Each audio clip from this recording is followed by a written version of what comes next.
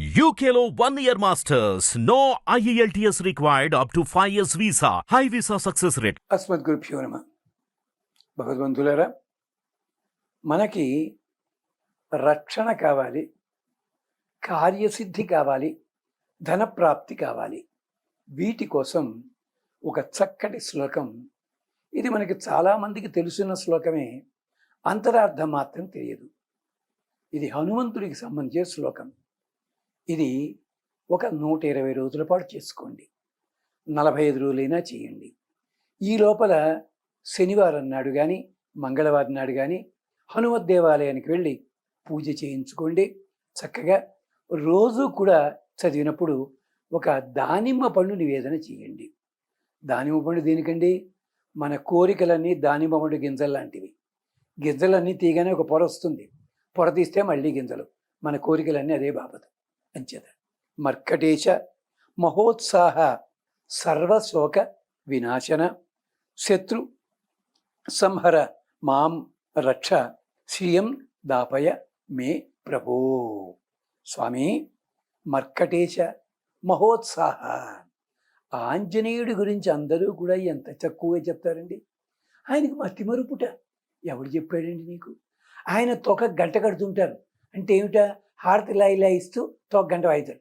ఎవడండి ఆంజనేయుడు కోతిగా చూస్తారండి? మరి అలాంటి వాడే అయితే అన్ని వందల మంది కోతులుండగా హనుమంతుణ్ణి రాముడు ఎందుకు ఎన్నుకున్నాడండి? హనుమంతుణ్ణే సుగ్రీవుడు ఎందుకున్నాడండి? గమనించారా ఎప్పుడైనా? తెలియదు, మనకి నమ్మకాలవి. మర్కటేశ, మర్కటములకు అధిపతి. ఆఖరికి రావణాసుడు ఆశ్చర్యపోయాడు. నేను చాలాసార్లు కిష్కింద వెళ్ళే కానీ ఇతని పాపులారిటీ లేదయ్యా అన్నాడు. పాపం, లోకంలో అంతే. టాలెంట్ ఉన్న వాళ్ళు ఎవడు గౌరవించరు, సమయం వచ్చినప్పుడు చూస్తారు. మర్కటేశ. కానీ గుర్తింపు లేదని అతను బాధపడలేదు. మహోత్సాహ, ఎప్పుడు ఉత్సాహంగానే పని వచ్చిందంటే నేను ఉన్నా కదా అని బయలుదేరేవాడు. సంజీవుని పర్వతం ఎవరు పట్టుకొచ్చారండి? మొదటి సముద్రం ఎవరు దాటారండి? ఆఖరికి రాముడు కబురంపించాల్సి వస్తే భరతుడి దగ్గర ఎవరు వెళ్ళారండి? సీతమ్మతో ఎవరు మాట్లాడారండి? చూడండి ఒక్కసారి. మహోత్సాహ, ఎక్కడా కూడా ఉత్సాహం పోనివాడు. మర్కటేశ మహోత్సాహ సర్వశోక వినాశక. అందరి శోకాలు తొలగిస్తాడు. ఎవరి శోకం? సీతమ్మ శోకమేనా? కాదండి. విభీషణుడు శోకాన్ని పోగొట్టాడు. ఎలాగా? విభీషణుడి తరఫున మాట్లాడాడు. అంతేకాదు, అక్కడ లంకిని శోకాన్ని పోగొట్టాడు. లంకిని దెబ్బతిని ఏడుస్తూ కూర్చుంటే జ్ఞాపకం వచ్చింది, నీ దెబ్బ వల్ల నాకు మోక్షం వస్తున్న అర్థమైందని ఆవిడ భావం. అలాగా భరతుడి శోకాన్ని పోగొట్టాడు. రాముడి శోక సర్వశోక వినాశక. ఆయన్ని తలుచుకుంటే మన శోకం అంతా పోతుంది.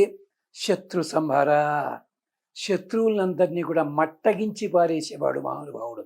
శత్రు సంహార మాం రక్ష శ్రియం దాపయ మే ప్రభు. మాకు సంపదలు తెచ్చిపెట్టవయ్యా మహానుభావ. రావణాసుడు ఒకసారి అన్నాడు, నాతో యుద్ధం చేస్తావా అన్నాడు. అనగానే రావణాసుడు అన్నాడు, ఈ మహానుభావుడు నన్ను గుద్దు చూస్తానన్నాడు. రావణాసుడి పెడిమని గుద్దాడు హనుమత్స్వామి. రావణాసుడు సుహత పడిపోయి, బాగా కొట్టావోయ్ అన్నట్టు హనుమంతుడిని పట్టుకుని. అలాంటి అంటే హనుమంతుడు సిగ్గుబడి అన్నట్ట, చెచ్చే నా బలం పాడుగాను, నేను గుద్దితే ప్రాణం పోవాలి, గాను బతిగా ఉన్నావేమిటి? అలాగా అంతటి మహోత్సాహం కలిగిన వాడు మర్కటేశ మహోత్సాహ సర్వశోక వినాశక శత్రు సంహర మాం రక్ష శ్రియం మే దాపయ ప్రభు. దీనికే ఒక తమాషా ఏమిటో తెలుసునా? హనుమంతుడు గుమ్మంలో కూర్చున్నట్టు. పాపం, ఎవడొచ్చినా రాముడు చూడనివ్వట్లేట్టారు. సీతాదేవి అంది, అర్థమైందా? గుమ్మంలో కూర్చోబెట్టారు, ఎవడో మన దగ్గరికి రాడు అంది. పాపం, ఎవడొచ్చినా కానీ హనుమంతుడు, నీకేం డబ్బు కావాలా నేను ఇస్తా కదా, ఆరోగ్యం కావాలా నేను ఇస్తా కదా, వాడు ఎవడో వచ్చాడు, నా మోక్షం కావాలి. ఆ మోక్షం అయితే నాకు తెలియదు కానీ లోపలికి వెళ్ళన్నట్టే. పాపం, అదే త్యాగరాజస్వామి వాకిట హనుమంతుడు ఉన్నాడని అని కీర్తన రాస్తారు అక్కడ. అలాగా ఆయన్ని ధ్యానం చేద్దాం, సంపదలు పొందుదాం, ఉత్సాహం పొందుదాం, రక్షణ పొందుదాం. స్వస్తి.